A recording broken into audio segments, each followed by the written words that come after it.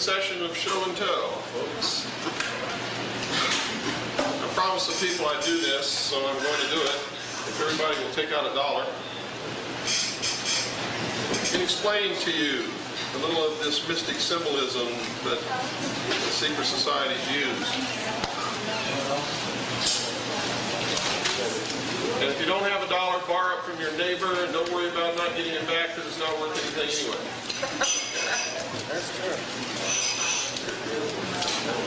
If you look on the back of the dollar bill, you'll see the Great Seal of the United States, both the obverse and the reverse of the seal. The obverse is the portion that has the eagle.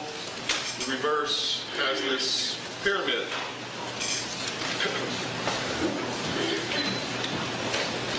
The obverse, or the front face of the Great Seal of the United States, is the one that we're going to look at first. Now, the mystery schools are the ancient temples, the ancient religions.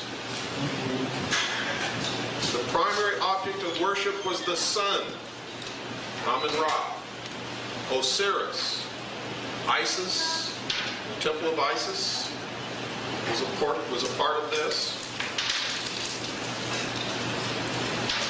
The ultimate meaning of all this, though, is veiled.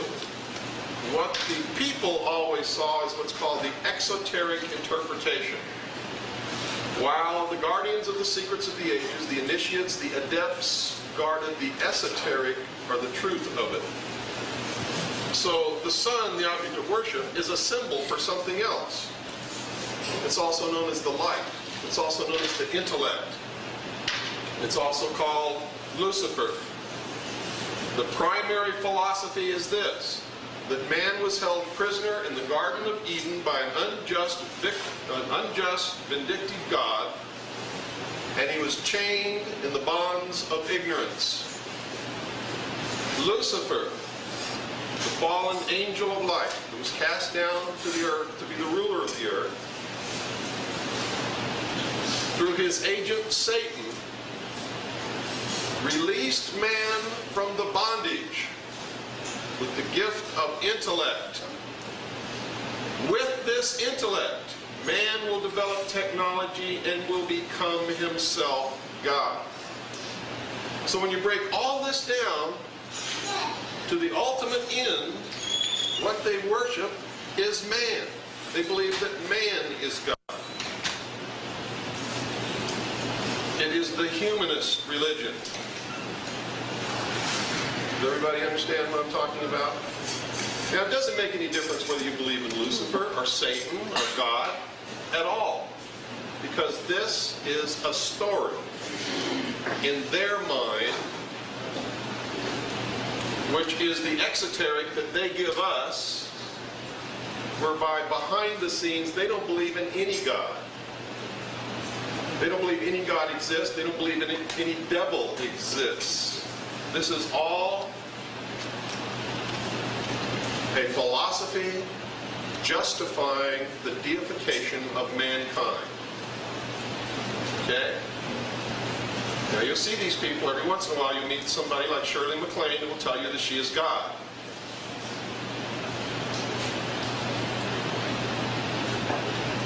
Watch what they do when they get in trouble. You'll find out that they're not God at all. They may even come to you for help. But that's at the very heart root of all of this. The goal of the mystery schools, the modern day mystery schools, is to destroy all existing governments, all existing religions, and chain the mob. That's us. They believe that they're the only ones in the world who possess a truly mature mind, and thus they're the only ones who should rule. And that we are cattle, animals. And this is their philosophy in a nutshell. A nation or world of people who do not use their intellect are no better than animals who do not have intellect and thus are beasts of burden and stakes on the table by choice and consent. And I have to say this, 90% of the time, most people prove them right. Most people have never had an original thought in their life. It's unfortunate, but it's true. Our forefathers belonged to these secret societies. Now, some people have come to me and said, Bill, you claim the Constitution is so great. How can you do that and then say that our forefathers are members of this secret society that's trying to destroy this country and bring about the New World Order? They think there's a dichotomy there, and there's not. Because this was the grand experiment. It was also the antithesis to the monarchs, the kings and queens of Europe, whom they had sworn to topple from their thrones. How do you topple a king from the throne? You give the people, the subjects, a taste of freedom. Go ahead, sir. Just walk around the camera if you will. All through history, let me give you a little background. All through history, man had claimed that he didn't need to be ruled by kings and queens, and that he wasn't property and he didn't want to be property. Because up until the time this country was founded, no people in this whole world had ever been free and had always been the property of the ruler. The king, the queen, the emperor, whatever they called themselves. Man was a property just like a cow was. What made somebody free, what made them capable of ruling, was genetics. Your line of genetic descent or ancestry determined whether you were going to be property or you were going to be a king. And nothing else determined that. Our forefathers, in their efforts to bring about their dream of a perfect world where they would not be oppressed by kings or queens, or by popes or religions, or by the mob. In their quest for that, they created this nation as the antithesis to the kings and queens and emperors and empresses of the old world. And they knew that if they gave the common man a taste of freedom, that the kings and queens and emperors would topple off their thrones like dominoes in a row across the floor. And that's exactly what happened. Not long after this country was established, the French Revolution took place by the same groups. The same secret societies caused the French Revolution, caused the revolution in this country. All of our forefathers belonged to the Freemasons. They were all also Knights Templars. They were also members of the Illuminati. They were not bad men. The people who are bringing about the New World Order today do not believe themselves to be bad men. They believe it must be done in the best interest of mankind. And they believe that the end justifies the means, so that if they have to kill 2 billion people to realize the dream, there will finally be 1,000 years of peace. But their logic is convoluted, and they're tripping over their own philosophy in many places, as you will find out when you begin to seriously study this. If you do, and I hope that you do. They founded this country, and they gave us the most perfect document for ruling a country that has ever been written in the history of the world, the Constitution of the United States and the Bill of Rights. It did not give us freedoms. It restricted the government. It made us sovereign kings in our own right, and for the first time in the history of the world made the government the chattel slave of the people. It reversed, turned the tables on everything that had gone before. They built into the Constitution and the Bill of Rights every tool that we would ever need to keep our freedom and stay free. They also built into the Constitution 2 things that would ensure our downfall should we prove unworthy of ruling ourselves. And it was the great experiment. Can man rule himself, or must he have a king?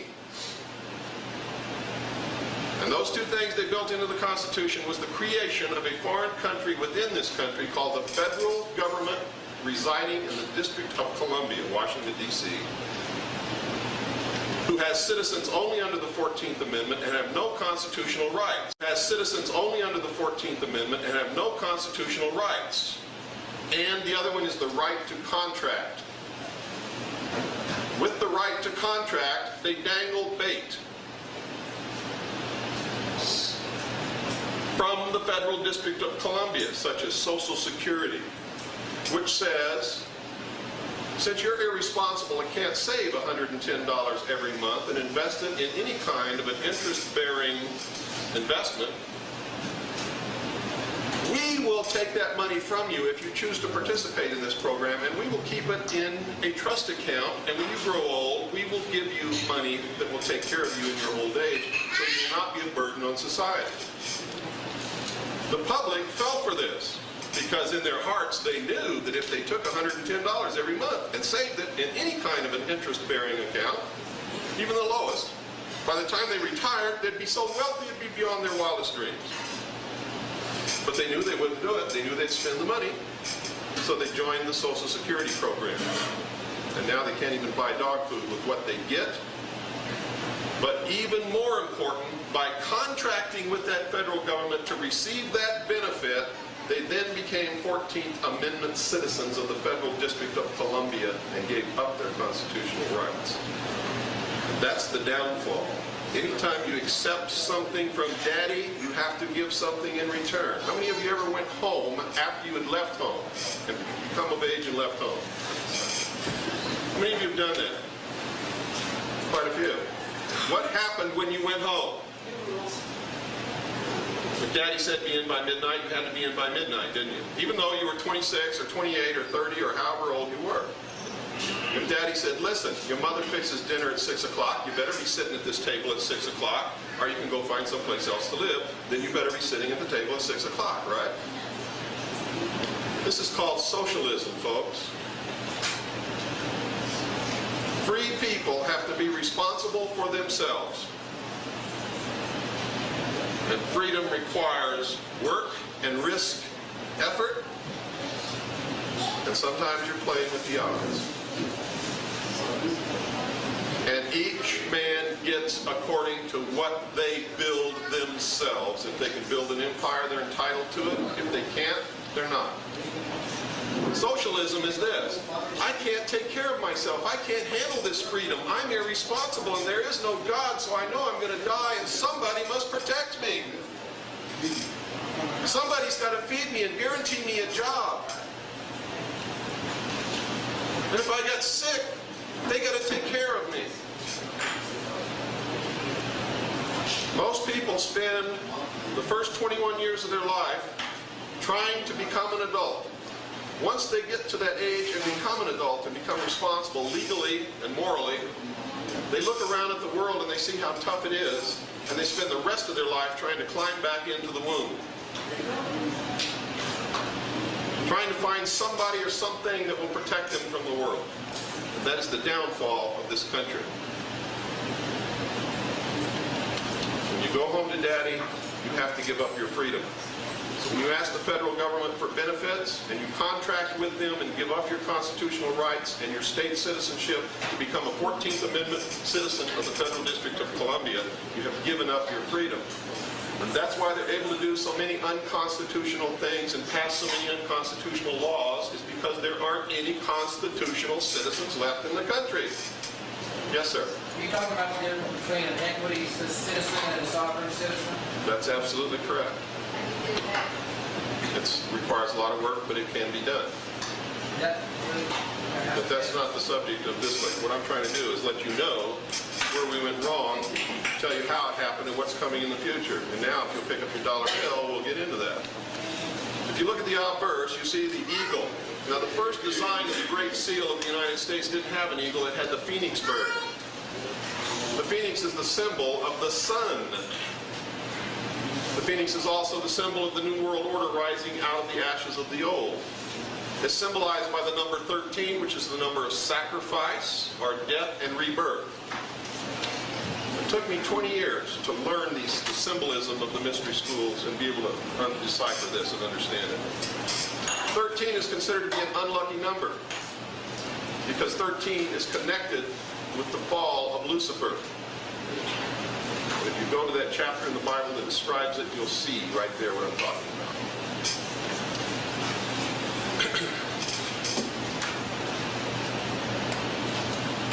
They thought that if they put the phoenix on the Great Seal, the public would quickly figure out what this was all about. So they substituted it with an eagle, which also, in the mystery schools and in the ancient philosophy, is the symbol of the sun. It's also the symbol of wisdom and the light. Because the eagle in the ancient mysteries was supposed to be the wisest bird because he had figured out how to fly higher than any other bird in the sky and was able to look directly into the sun and thus gain knowledge.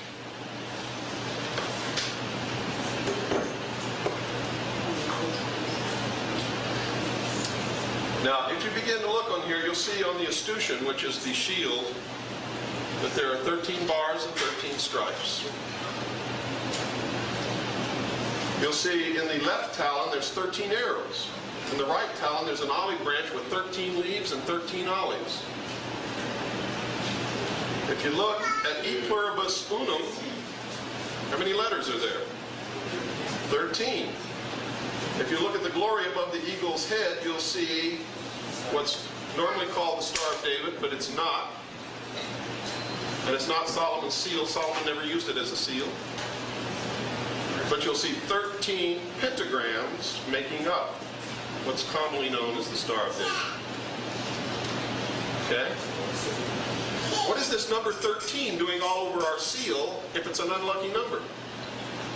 Because the 13th day of the month was the day that the Pope and the King of France rounded up the Knights Templar and imprisoned them, literally within a 24-hour period. If you want to know the symbolism of the 22nd of November 1963, the 22nd day of the month was the day that the leaders of the Knights Templar were burned at the stake. It was the revenge of the secret societies upon the Catholic Church when John F. Kennedy was murdered. If you count the feathers in one wing on the eagle, you'll see 32 feathers. If you count the feathers in the other wing, there's 33. 32 is the highest degree in the Freemason, Scottish Rite, Knights Templar branch of Freemasonry. The 33rd degree is the honorary degree and is the first step on what's known as Jacob's Ladder. And the degrees above the 33rd are behind the veil, where they do the work out of the eye of the public toward the completion of the great work, the formation of the New World Order, the deification of man. And when they reach the top, the ceiling of the temple, as it's called, the 7 stars, they become a star. And those are the 1,000 points of light. And if you get the book called The Best of Life from last year, where they published the best pictures in Life magazine, get that book, you'll see George Bush lying in bed on his birthday holding the pyramid with the all-seeing eye. And that photograph was picked by him to be published to notify the world that he is the president who will complete the great work and place the cap on the pyramid. He is also the first world leader since Hitler who has mentioned the words New World Order. He's also a member of the Skull and Bones, also known as the Brotherhood of Death, the sister society to the Thule Society in Germany, to which Hitler and his general staff and his SS officers belong. George Bush's father helped finance Hitler's rise to power. George Bush is the worst thing that's ever happened to this country. And when you say he doesn't have a domestic program, it's because he doesn't give a damn about a domestic program. He's working for the completion of the great work, which is the formation of the one world government known in the mystery schools as the New World Order. E pluribus unum, out of many, one. And they don't mean out of many states, one country. They mean out of many 1,000 points of light working behind the veil for the completion of the great work will come the one world government.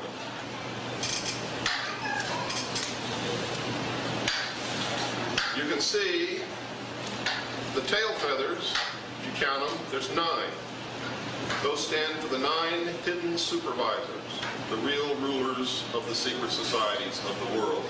Benjamin Franklin was the Grand Master of the Lodge of the Nine Muses of the secret societies of the world. Benjamin Franklin was the Grand Master of the Lodge of the Nine Muses in Europe. The Lodge of the Nine Muses was the lodge that engineered the French Revolution.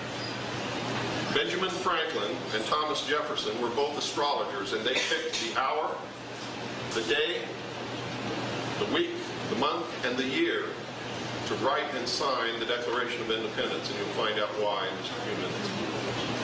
If you look at the glory above the eagle's head, this is their God. This is the symbol of the sun. This is the symbol of the androgynous God. The combination in one of the masculine and the feminine force. It is the personification of the rule of the universe, of what makes everything work. And that is this: for every action there is an equal but opposite reaction. It's the yin and the yang, the positive, the negative, the male, the female, is what makes everything work. It is the good, the evil, and you can never have one without the other. And nothing can ever manifest on this earth without automatically manifesting its opposite. The minute you begin to do something, you set in motion forces which tend to oppose whatever it is you're doing. That's symbolized by the 13 pentagrams. The pentagram is the feminine. The six-pointed star, or so-called Star of David, is the masculine. The difference is the phallus.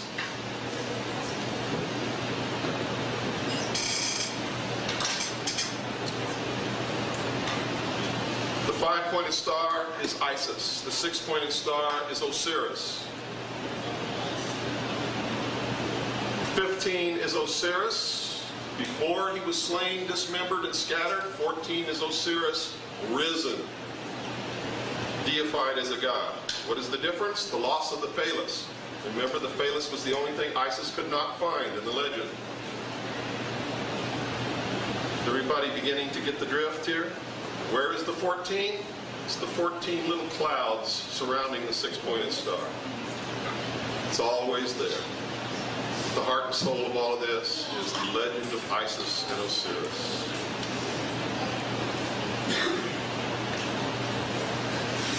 Now let's go to the reverse of the Great Seal.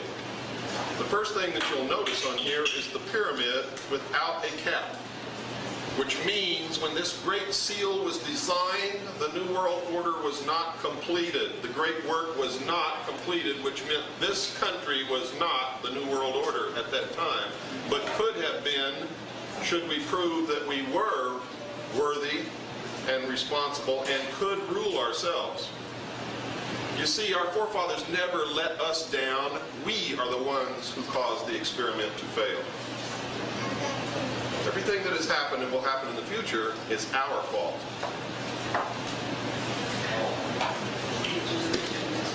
The floating cap at the top of the all-seeing eye represents a star that used to be in the heavens and exploded in a supernova approximately 4000 BC, and this has been confirmed by real hard science.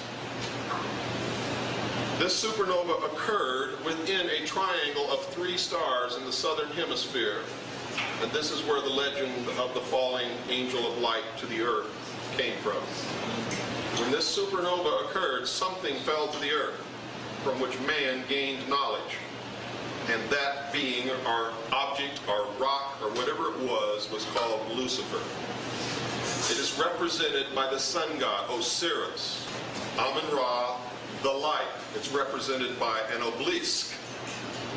And that was the meaning of the obelisk in the movie 2001, because Arthur C. Clarke is a member of the mystery schools. That is the real symbol of the Washington Monument. The Washington Monument is the symbolic presence of Lucifer in the nation's capital. The Scottish Rite Temple of the Freemasons in Washington, D.C. is exactly 13 blocks from the Oval Office.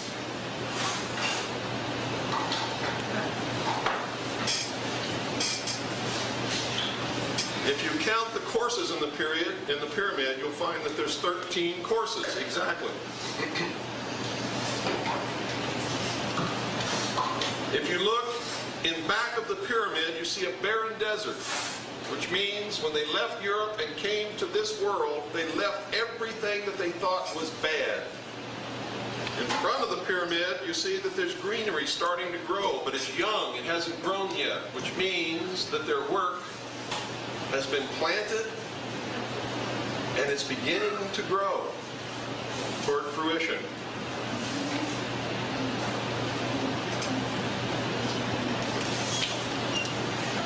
If you look at the top of the pyramid, you'll see Annuit Septus. So there's two ways to translate that.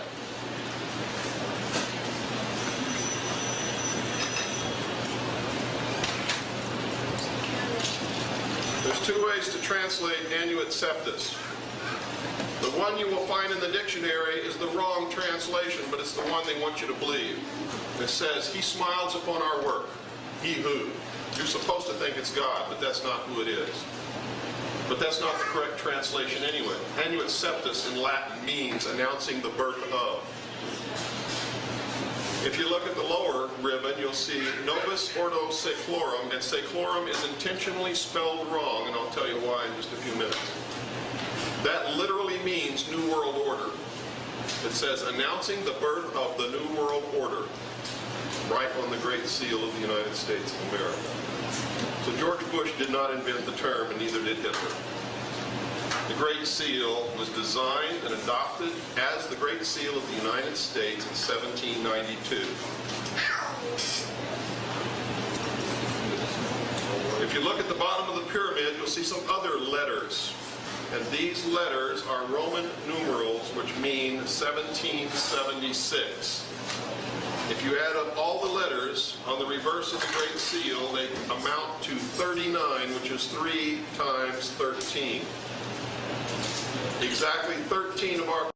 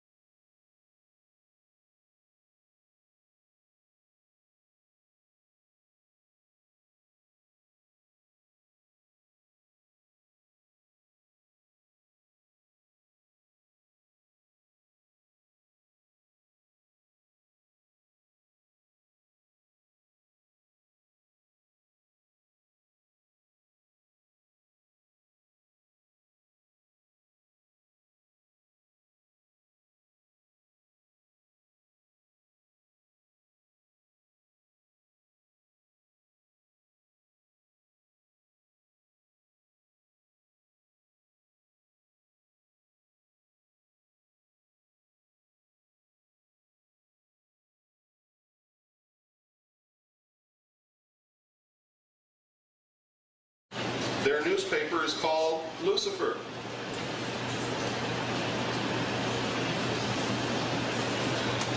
So if everything can manifest from a thought, and it also always manifests in threes, everybody get a piece of paper and a pen, and I'm going to show you what's coming in the future.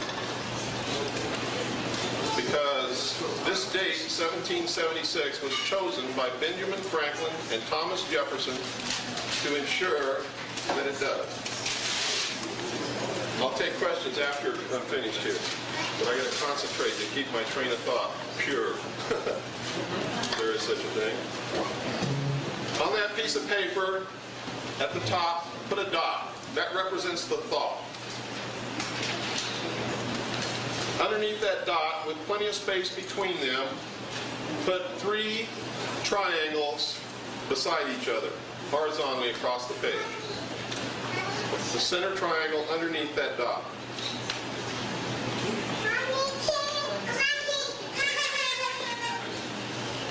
In other words, you'll have a dot here, you'll have a triangle here, one over here, and one over here. Okay? Now the dot represents the thought. The 3 triangles represent the manifestation of that thought.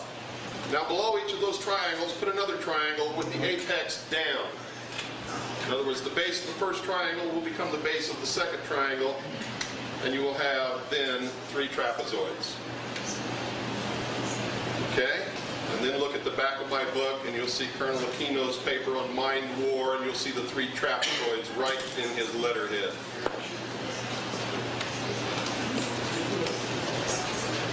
Now I'm going to go across this, and I'm going to show you the symbolism for the future is encoded in the Great Seal and the symbolism of the Roman numerals 1776. And I'm going to go right straight across, and you do the same thing that I do, okay?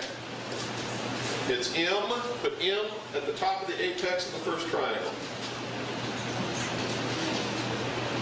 Come down the left leg of the triangle and put C. I'm sorry, D. It's M, D, and then go right straight across the base of the top triangle and put C. I'm reading them right straight across. If you've already got my drift, you can go ahead and do it yourself. Second triangle at the top is C. Down the left leg, L. Across the base, X. On the third triangle at the apex, X. Down the left leg, V. Across the base, I. Now if you read across the top, it decodes this way.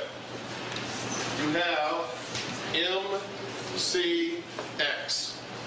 MCX in Roman numerals stands for 1110. That's a year, 1110. In the year 1110, on the Temple Mount, Mount Sion in Jerusalem, the Knights Templar were founded by the Priory de Sion. And that is the order that our forefathers belonged to.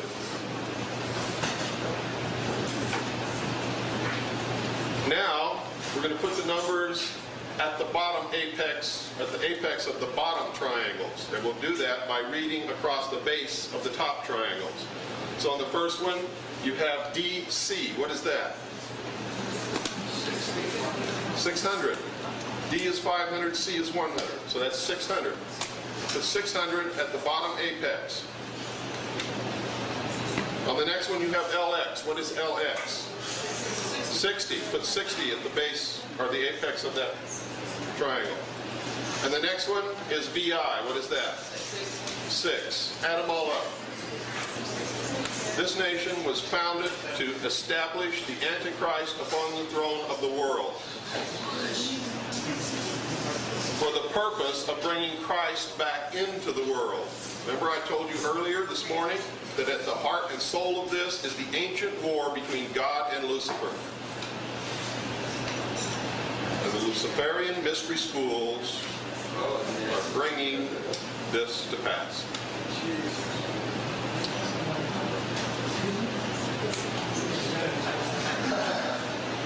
Now,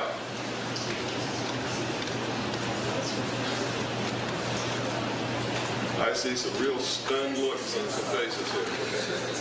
And everybody thought religion was a joke. If you don't believe in God, for all intents and purposes, to you there is no God. Remember this. If the people who rule the world and have the power and the money to manipulate large masses of money believe in God, you better understand what that God is and what it means for you. Because you're always on the bad end of the stick. And if they believe in Lucifer, you better understand that also. Because you're still on the bad end of the stick, because unless you take the power, you never are going to have any. In this country, it started out that the citizens had all the power, and over the years, the citizens, because of their greed, their apathy, and their irresponsibility, have given it away to those who were waiting with open arms to take it from you.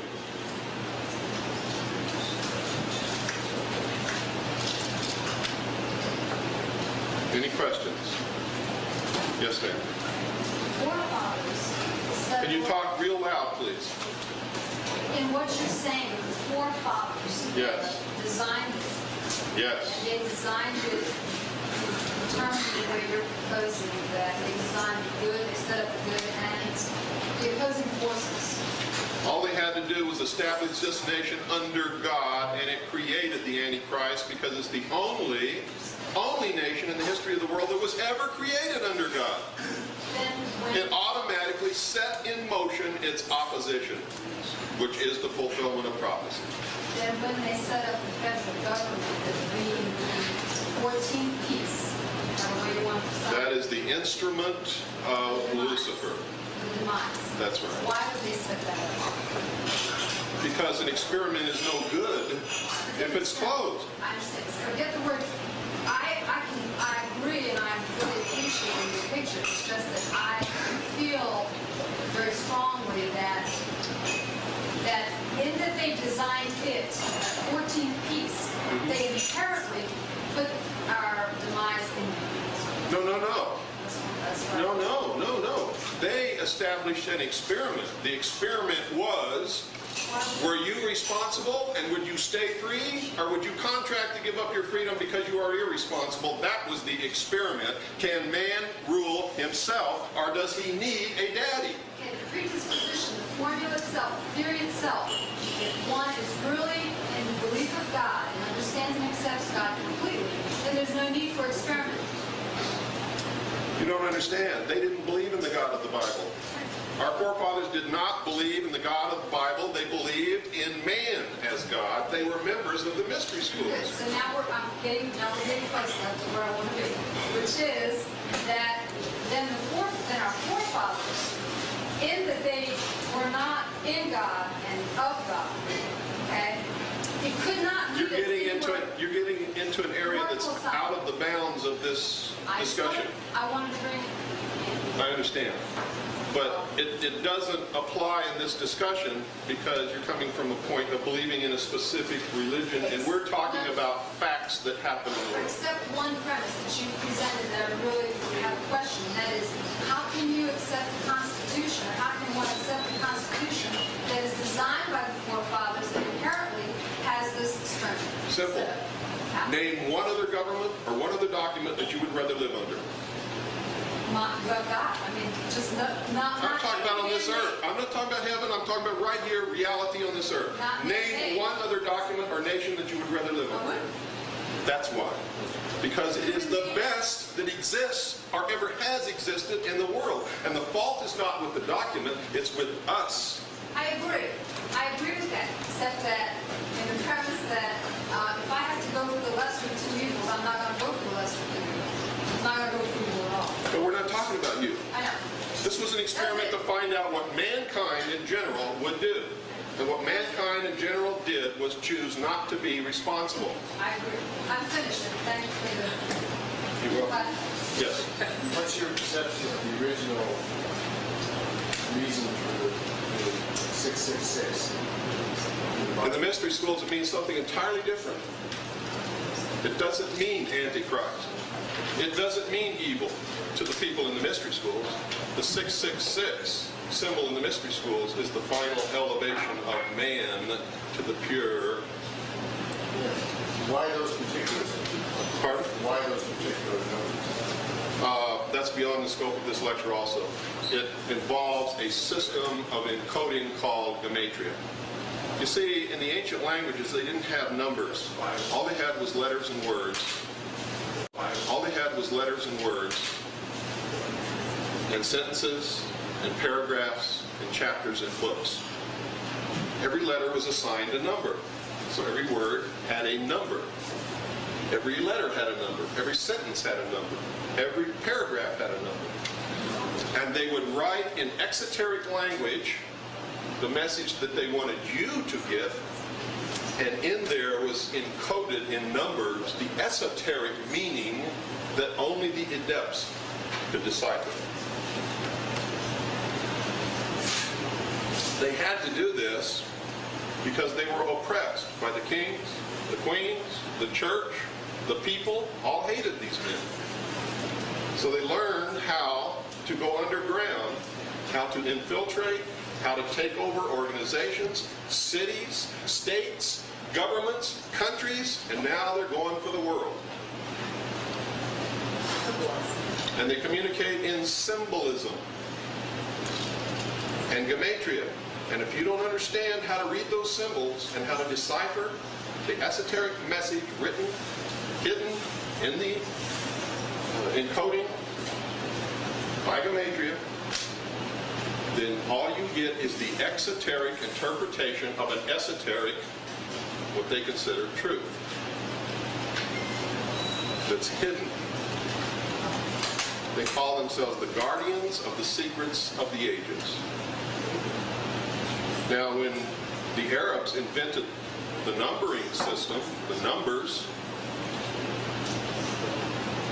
then mathematics was developed. And that's why some of the greatest mathematicians of history, Pythagoras, is one of the revered men within the mystery schools. You go to any Masonic lodge and you'll see references to Pythagoras all over the place, and other great mathematicians. They built, encoded all of the secrets that they knew within everything that they built. The pyramids contain all of the knowledge of the history of man, all the science that man knew, everything that he knew about the heavens, and astrology is all encoded within the architecture of the Great Pyramids. The Temple of Solomon was the next one that encoded up to that point everything that man had ever learned throughout his history, and it was guarded and held by the mystery school. Then in churches and great cathedrals, and if you know how to decipher it, you could read the history of mankind to that point. What they believed in, what they didn't believe in, everything they knew about the stars and the heavens, everything they knew about mathematics, everything they knew about governments, everything is there. Whenever you see a building with a cornerstone with a number on it and the letters A-L encoded in that building up to the date that that building was built was everything that man knew about himself, his world, and the heavens at that time. A-L means Annos Luminous. It's a 6,000-year calendar that began in the year 4000 BC when a supernova occurred in the heavens and something fell to earth which they called Lucifer. And man learned from that. And it ends in the year 2000. And in the year 2000 will be the end of the old world and the beginning of the new. This is what they believe, and this is what they are engineering. And unless we find out whether or not we want it and either stop it or join it, it will happen. Yes, sir. Is it your perception that the people involved in these societies are the most intelligent and capable people? No. They believe that they are. They are the most cunning people on the face of this earth. I will grant you that. And they are all races. They're all religions, exoterically. But esoterically, they do not believe in any God. They believe that man is God. They have no allegiance to any nation at all. They are sworn to the furtherance of the interests of the order and the completion of the great work, which is the formation of the New World Order and the deification of man. Yes? Approximately how many people are we talking about? I have no idea. These are secret societies. They have a pyramidal structure of organization. Don't go out of here and start beating up Masons. Most of them don't know anything about what they're a part of, and that's the reason for the degrees of initiation, and that's the reason why there's a whole bunch of them down here and only a few at the top. All of these in the organization down here are being directed by the few at the top, and the few at the top are the only ones who really know what's going on. Yes? What would be the significance then in the state of Nevada with, I've seen this on every cornerstone, and I've never seen it in any other states like California or Oregon, but I've seen AD and AL 2 days. That means that you're living in a Masonic state. That means your state, if that's on every building in the state, And Utah. that this state, And Utah. Utah, the Mormon Church, and I'm not trying to beat up on any Mormon either. The Mormon Church was founded by 3 33rd degree Freemasons. And everywhere in the Mormon religion you will see Masonic symbology. And don't go out of here beating up on Mormons. Those people don't know this. Yes. My question is particularly personal because this is interesting information, I must say. My grandfather was a Freemason, and he was also a founding member of a big Baptist church, of which I was born and raised in, but ultimately my father broke away from this and went on to do his own thing. Sure. You want to know how could he be a Freemason and be a member of the Baptist church? It's very simple. He was no dummy disguised. The end justifies the means. In his community, if to further the interest of the great work, he had to join the Baptist church, that's what they will do. In 2 weeks, if they have to bomb the Baptist church, they will do that also. My grandfather did not have any ominous beginnings. He came from Mendon, Louisiana, from a poor dirt farm, but he ended up doing all this stuff. That's okay. And it's, He was one of the 1,000 points of light that George Bush talks about. he managed to be pretty influential in our community. 33rd degree Masons are always influential in the community. Then I have another conflict. The 33rd degree Mason. I met a guy who was our age, my age. He told me that he was a 33rd degree Mason, but it was just a matter of paying the dues to be one. He is not a 33rd degree Mason. I understand that. Okay? And you also have to I thought that understand, sounded a little weird. I said, you just don't become a 33rd degree Mason no, just because. 33rd degree Mason is a meritorious degree. Right. You have to be invited, and you have to go to Washington, D.C. for the initiation. President Harry Truman was a 33rd. My Yeah. grandfather went to Moscow for the test ban treaty signing. He was invited to that. He went to do a lot of stuff. Notice what he said, Moscow. At the highest level, they all belong to the same club. In 1966, he went over there and they signed the The test. Cold War was a scam. The Soviet Union was created by the United States and London Freemasons and financed by banks in the United States and London. And the Rockefeller family has a branch of Chase Bank in the Kremlin that's been there since the beginning. There was never any financial collapse in the Soviet Union. It was time to bring about the New World Order. That's what everything that's happening in the world is about right now. The only thing standing in their way is the American people, 250 million of them with the right to keep and bear arms, and that's why there's such a concerted attack upon the Second Amendment. Because the only thing that can stop them now, today, is us. The minute we give up our guns, it's all over that instant. There is a joint resolution in Congress right now, H.J. 438, to repeal the Second Amendment. Do you get my drift? What anything can we do about that? Pardon? What anything can we do about that? Start kicking your congressman's ass and tell him he's a dead sucking duck if he passes it.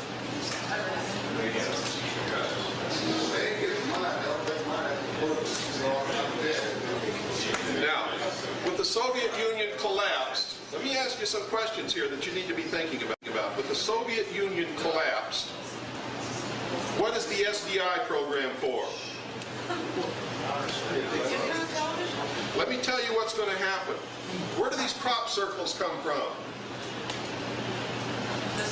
What are they developing in space? Lasers, beam weapons, aren't they? You know that if you can direct a concentrated beam of microwaves at a wheat field, you too can make crop circles. What are these crop circles telling us? Extraterrestrials are real. The Earth Mother is suffering. Read all these translations of the crop circles. And everything points to, you better join a one-world government. It's not being done by aliens. It's being done by the SDI program. What does it mean if they can beam microwaves to the Earth, right on target, and make complicated designs in wheat fields? It means that they can single out one individual person and blast him with microwaves. And what happens when you blast flesh and bone with microwaves? It comes. There will come a day when somebody will be walking down the street. Mark my words, I make this prediction, and I swear upon the Bible that it will come true. A man will be walking down the street and burst in flames as he walks. Mark my words. Spontaneous human combustion. That will happen.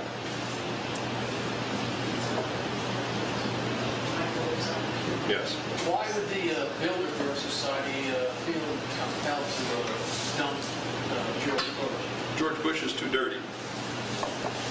He's dripping with muck. He is in imminent danger of being impeached. But isn't he? So they have decided to give him an easy out. He doesn't have to resign. He's just going to get beat, and they'll blame it on Perot. And Perot is also a 33rd degree Freemason, as is George Bush, as is Bill Clinton. You've been set up. You've been screwed because you didn't ask the right questions. And all these people who said, I'm going to vote for Perot, I don't care what his policy is, we just need change. Well, you're going to get it. You're going to get change. You're going to get what you wanted if you were one of those people. Yes? Actually, right this minute, Barbara Walters was interviewing Perot as to the reason why he did. He says, for the best of the people. My decision is for the best of every meeting. She says, but you got a lot of really hard for the good. He knows what to say, doesn't he? The question is, do you know what to believe? Now, understand this. No matter what I say up here during this lecture, it's to make a point, and I don't mean anything personal toward anybody in this room, period. But if I have an opportunity to make a point, I never pass it up, because I may not get that opportunity again. I love, I care about each and every one of you. That's why I'm doing this. If I didn't, I wouldn't waste my time on you. So if you feel affronted by anything I say, please reevaluate that, because I don't mean to affront anyone. I'm trying to make you see the meaning of what is happening in the world. And what has that got to do with Groom Lake? Everything. What better way to unite all humanity in a one-world government than if we were attacked by some other species from some other planet? And every time someone sees one of these craft flying in the air, they say, extraterrestrials. They must have X-ray vision. I've never seen who's in those craft. Yes? If the phoenix, the bird, rebirths itself every 500 years, and October 12, 1492, Columbus sailed to discover the new world, do you think October 12, 1992, 500 years later? Absolutely, yes. What do you think it'll be? You can watch for a major catastrophe of some kind or the beginning of a third world war. It could be anything. But something will happen, yes, because it always does. You have to understand that numbers are significant to the secret societies. And if you look at the major events in history, they conform to this coding of the gematria in these numbers.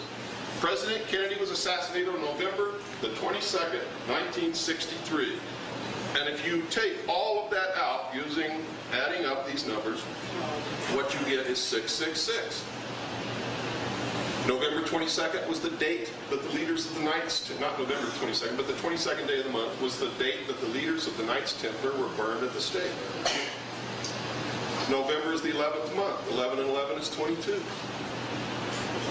Any way you play with those numbers, it comes up to the symbology of the secret societies. President Kennedy was not assassinated by the government or the mafia or homosexual Cubans or anything else. He was assassinated by members of the secret societies from the agencies of the CIA, the Office of Naval Intelligence, of which I was a part, Division 5 of the FBI, and the Secret Service. Dealey Plaza is on the 33rd parallel. In Dealey Plaza is a plaque commemorating the location of the first Masonic temple in the state of Texas. Why don't they ever show that on television? President Kennedy was shot in the back at the position of the heart, in the throat, and in the head. The exact wounds suffered by the man in the Masonic initiation known as Hiram Abiff, who was struck by a blow to the chest, a blow to the throat, and a blow to the head by the state, the church, and the mob. And their goal is to avenge his death by destroying the church, the state, and the mob. The assassination of John F. Kennedy was a blow to the Catholic Church by the Freemasons in a Masonic country that dared to elect a Catholic as president. But why do you see all these shows? That John F. Kennedy was a womanizer? To convince you that he wasn't worthy of being president, so you shouldn't care who assassinated him. Wake up. When did that happen? When did the Knights Templar go? What year? Has anybody got that off the top of their head? I didn't bring that with me. That's easy to look up.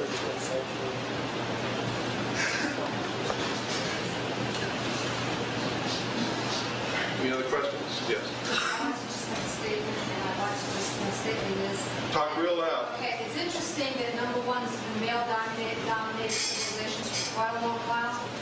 And it's interesting that the forefathers were male, and that the women weren't allowed. And I would just like to mention to the women here in the group that you have a lot more power and equality than these men. I second that emotion. And it's time that we really get clear about that.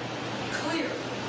Here's what it's time that we do, that we all come together and grant each other the same that we would grant ourselves and become once again Americans and nothing else. Not left, not right, not Democrat, not Republican, not man, not woman, but Americans. And there is one religious teaching that I believe is the best teaching. I don't care what you believe, and that is do unto others as you would have them do unto you. Love thy neighbor as thyself. And it doesn't matter who said it. It doesn't matter whether you believe in God or Jesus Christ or not. That is what we need today amongst us. And we can work miracles if we work together. Because one of the biggest and best tools that the secret societies use against us is to divide us against each other while they conquer us all. Christian against Jew, black against white, women against men, abortion against anti-abortion, flag burners against anti-flag burners, people that want to change the Constitution of people that don't. If you're an American, you better leave the Constitution alone. That's all there is to it. That is America. One thing that Americans have never understood is that the United States of America is the Constitution. It doesn't exist anywhere else. And if you change that document, you change this nation. If you tear it up, you have destroyed this nation. Because that document is this nation. And without it, there is no nation, and there is no freedom, there is nothing. And understand this, whether you believe in God or not, you better profess a belief in God, because God is the only thing that gives man inalienable rights that cannot be taken away. If there is no God, man is no different from any other animal on this earth, can be enslaved legally and rightfully and lawfully by anyone powerful enough to do it. That's why the concept of God appeared amongst men in the first place. Whether he exists or not, he must exist, or man is nothing. I rest my case. Case.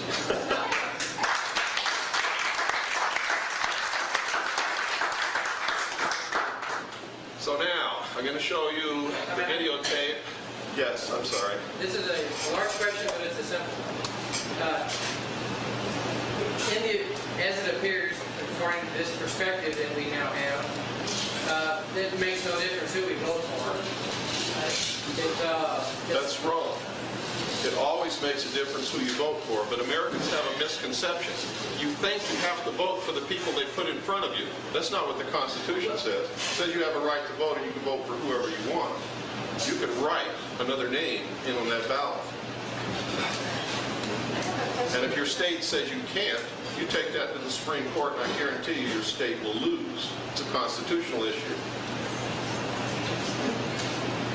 I was registering to vote this year, and I was reading the guidelines. Can you talk real loud, please? I was registering to vote this year, and I read the guidelines, and to me, I understood it that I could not vote for president unless I was registered, either Democrat or Republican, because that's the only people that are, the only parties that are registered. That's unconstitutional. The Constitution says you have the right to vote.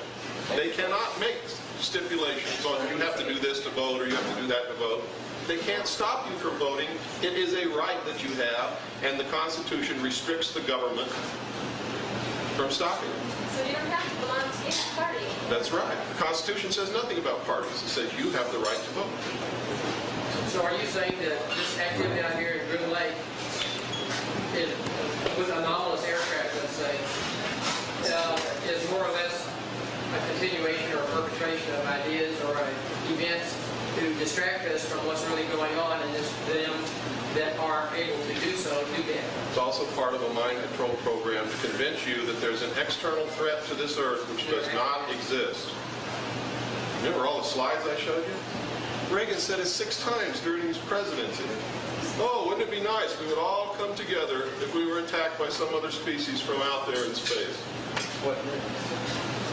6 times. The president said the same thing 6 times in 6 different speeches over 8 years. What, did he forget he said it before? He was pretty forgetful. He forgot everything else. Did you ever hear of Iran-Contra? Oh, you say that again. It's incredible. How come Bush always tries to avoid the issue and talk about the world order? Because he doesn't want you to know the truth. Recently, remember, George Bush is a member of the Skull and Bones. When you go through the initiation in these secret societies, no matter which one, you must suffer a symbolic death and a rebirth. In the Skull and Bones, George Bush had to go through this initiation lying naked in a sarcophagus with a ribbon tied around his genitals, which was the symbolic amputation of the genitals. The rising of man above the animal in man to the state of God. In the old days, they used to really do it. When you reached a certain degree, you had to have your genitals amputated, signifying the elevation of man above the animal in man. Okay? That's the symbology of the Sphinx. The Sphinx is to remind mankind for eternity that he is nothing more than an animal with a brain. That's the big mystery everybody's been looking for. It's right there in front of everybody the whole time. That's what it's about.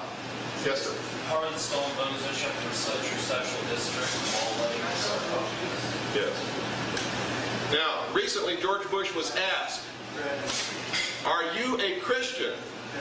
Now listen to how he ducked that issue very well, because they use semantics. He said, if you're asking if I've been reborn, the answer is yes. You didn't say what?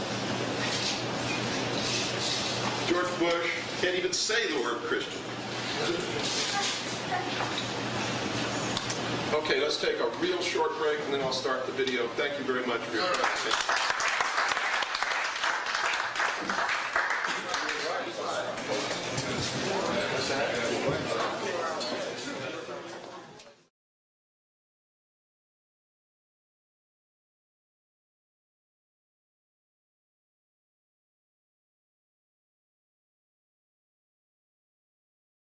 incident involving teens and Metro officers. And we'll tell you about the fires raging across the West.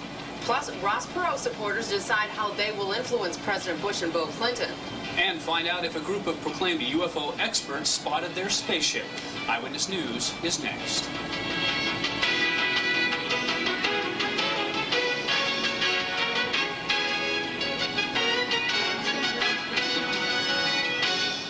You're watching KLAS TV Channel 8, Southern Nevada's 24-hour news source. And now, this is Eyewitness News 8. Good evening, everyone. I'm Kathy Randall. Thanks for joining us. And I'm Don Hudson. Could it be that UFOs really do fly over a part of the Nevada test site known as Area 51? Well, many people claim to have seen mysterious objects hovering erratically in the night sky near Rachel, Nevada. Last night, UFO believers and others who just aren't sure went looking for some proof. 130 miles north of Las Vegas, in the dark desert sky, people say they've seen unidentified flying objects. Yes, UFOs. Thought I'd see for myself if it's really going on or not. UFO Universe magazine is the sponsor of this weekend skywatching expedition. A number of our investigators from the various publications that I put out have been out here and have had verifiable sightings. Bill Cooper claims to have videotaped a glowing craft in January. Cooper believes the UFOs are made by a secret branch of the U.S. government as part of a scam to create a new world order. They do it when they think people aren't going to be able to see it. I had to come in January. About 50 UFO enthusiasts were ready with binoculars, telescopes, and cameras. And we just saw something that we don't really know what it is, but it was moving up and down and sideways and back and forth and changing colors from white to red. And it wasn't no helicopter, it wasn't no airplane. Several Lincoln County deputies and Nevada Highway troopers made their presence known. The request is to come out and give my hand on the people that are out here to look for the UFOs. Yes. Melinda Leslie says she's been out here 6 times before and seen unusual lights on 5 different outings. The big question is it alien related? Is it related to alien technology? Or is it really super highly secret advanced technology that is just really unknown by the basic community? Beckley suspects something is going on behind the mountains, something the public deserves to know about. There's so many people now who have witnessed this and have taken videotape of these flights and have seen it with their own eyes that there's no doubt that something mysterious and very strange, some secret testing is being done here by our military. And I think we should push for some sort of answer. We should write to our congressman. Well, our photographer says he did not see any UFOs while covering the skywatching expedition.